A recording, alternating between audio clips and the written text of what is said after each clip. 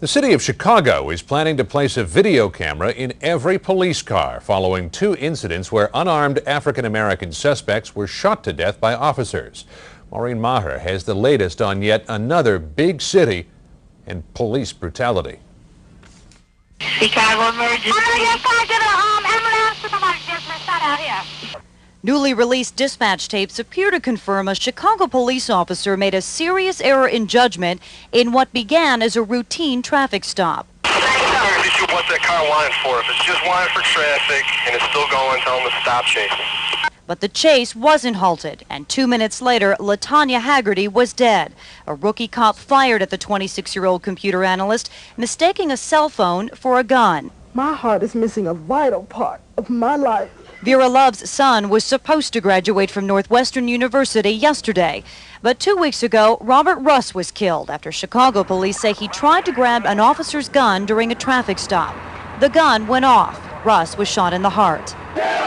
Even though both victims were shot by African-American police officers, community leaders say there is a long-standing pattern of excessive force used against blacks. There is a dirty veil of silence, an evil thin blue line that lies between police officers and public accountability in this city. But the city's mayor, Richard Daley, says don't pull his officers into a national debate. There's not one of them out there who wants to commit police brutality and beating up people. You cannot portray those men and women like that.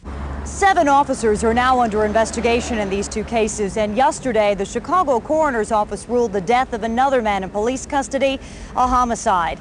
That, in addition to a Justice Department inquiry, could make this a long, hot summer for a police department already feeling the heat. Maureen Maher, CBS News, Chicago. A major controversy is stirring over Chicago police and the FBI are looking for a gunman who appears to be targeting African Americans, Asians, and Jews. The investigation follows a series of drive-by shootings last night that injured several people and took the life of a former college basketball coach. Randall Pinkston has the latest. In 1 hour, a man with 2 guns struck terror into 3 neighborhoods in and near Chicago. All of his victims were minorities, including the lone fatality, former Northwestern University basketball coach Ricky Birdsong. He was walking near his suburban home outside Chicago. 7 shots were fired in the direction of Mr. Birdsong. One of those shots struck him in the lower back. He underwent surgery and was pronounced dead at 12:42 a.m. The shooting spree began at 8:20 in the West Rogers Park section of northeast Chicago. The gunman's first apparent targets were 6 Orthodox Jews in separate locations as they walked in their neighborhood. At 8:52, the gunman fired the fatal shots at Ricky Birdsong in nearby Skokie. And 30 minutes later, at 9:20, the gunman aimed and missed 2 Asian men traveling in a car in Northbrook. They were just boom, boom, boom, 2 or 3 loud pops right in back of where I live. The suspect is described as a white male, 25 to 30 years old, last seen in a light blue Ford Taurus sedan. Witnesses say he drove slowly as he picked his victims and fired. We're not saying it's not a hate crime. What we are saying is, at this particular moment in the investigation, the elements for a hate crime are not there. But for the Anti-Defamation League, this much is clear. We believe this was an outrageous and despicable act of hate. And this shooting spree demonstrates that bigotry knows no racial or color lines. The FBI is assisting local authorities, but a bureau spokesman says once there is an arrest, local prosecutors will likely handle the case since it involves a potential capital crime, the murder of Ricky Birdsong. Randall Pinkston, CBS News, New York. With John Roberts. Good evening. Police in 2 states are now looking for the drive-by shooter after a Korean man was shot dead outside a church in Bloomington, Indiana this morning. That shooting follows others in Chicago on Friday and in Champaign, Illinois, late last night. Randall Pinkston reports police now believe they know who they're looking for and that he is a member of a white supremacist group. In Urbana, home of the University of Illinois, police have identified the suspect in a 2-state shooting spree as a former student there, 21-year-old Benjamin Smith from a suburb of Chicago. Smith has been linked to a hate-filled site on the World Wide Web and domestic violence. After shootings in Chicago and 2 nearby suburbs Friday night, which killed an African-American man and wounded 6 Orthodox Jews, police say the gunman apparently drove to Urbana, where he wounded an Asian student, then moved on to Bloomington, Indiana, for his second murder victim, a man outside a Korean church. Police have also linked the suspect to a shooting in Springfield, Illinois, where 3 African-American men were wounded, and possibly another shooting in Decatur, Illinois. In the Orthodox Jewish community of West Rogers Park, Illinois, reaction to the attacks ranges from bewilderment to outrage.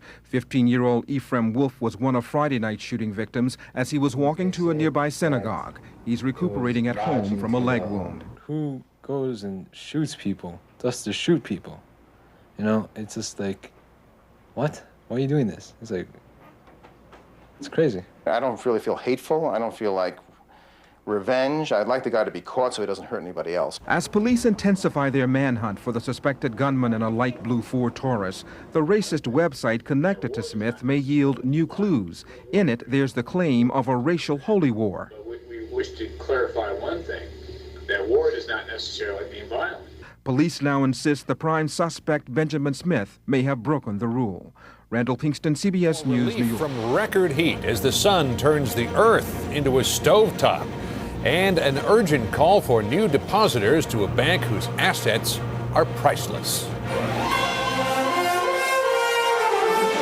This is the CBS Evening News with Dan Rather. Good evening. Dan is off tonight. I'm John Roberts. A hate-filled shooting spree has claimed its final victim. Police say 21-year-old Benjamin Smith killed himself last night as they chased him through rural Illinois. It was the last act in an orgy of racist and anti-Semitic violence over the 4th of July weekend, even as the nation was honoring its founding declaration that all men are created equal. Randall Pinkston begins our coverage. Benjamin Smith reportedly said nothing to any of his victims, but his actions apparently took dead aim at racial and ethnic minorities. With 2 guns and heavy ammunition, police say Smith launched his drive-by shootings Friday night in North Chicago, where he wounded 6 Orthodox Jews. Minutes later in Skokie, he killed former basketball coach Ricky Birdsong as he walked with his children. Birdsong's widow blames hate for her husband's death. This is not a gun problem.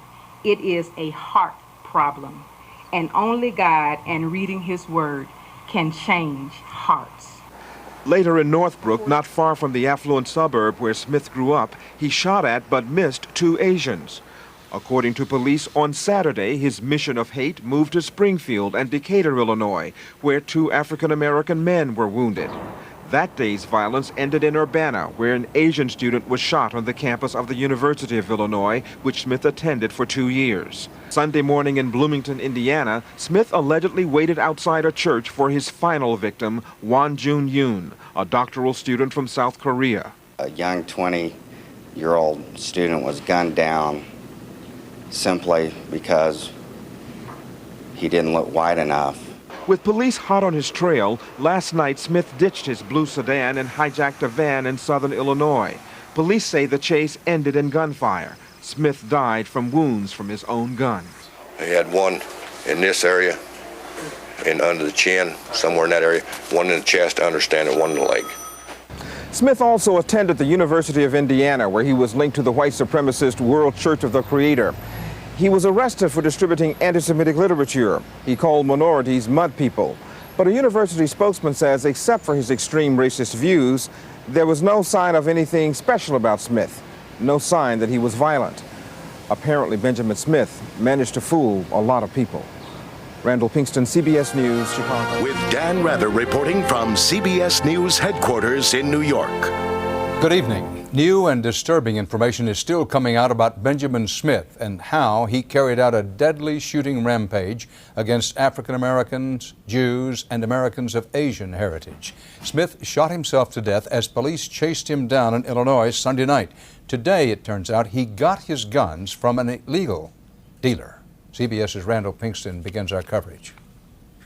When Benjamin Smith tried to buy 2 handguns and a shotgun from this Peoria, Illinois gun shop last month, the owner turned him down after he failed a background check. I gave him his papers with a denial number on it, and he was going to check out why he was denied. But federal agents say by then, an unlicensed gun dealer had already sold Smith 2 other handguns, which he used last weekend to kill 2 people, wound 9, and take his own life. It was the end of a stunning metamorphosis, from an unassuming teenager to unrepentant hate-monger to determined killer. In an interview last year, Smith defended what he called his right to free speech. People call our literature hate literature, but all it really is it's truth that reflects on the minorities negatively. I mean, it's the facts. You can't argue with the facts. In the affluent suburb north of Chicago where he grew up, a high school classmate said the quiet-spoken Benjamin Smith never revealed any racist views. We had Jewish students and Asian students in our advisory in school at large numbers, and there were never any problems of any kind. But his senior year Latin motto, Sic semper tyrannis, thus always to tyrants, may have indicated his choice of heroes. It was the same phrase on Timothy McVeigh's T-shirt when he committed the Oklahoma bombing. I'm not blind. I can see that people of color do create a lot of problems for our country. Smith's violent streak may have first come to the attention of authorities on the campus of the University of Illinois, where he dated Elizabeth Sarr. She's shown here burning Smith's picture at a rally. She called campus police after he allegedly attacked her. He had her around the throat, choking her, yeah. The attack on Elizabeth Sarr led to an order of protection against Smith. That's why he failed the background check at the Peoria gun shop. But with 2 illegal weapons in his possession, he was still able to carry out 3 days of mayhem and death. Randall Pinkston, CBS News, Chicago.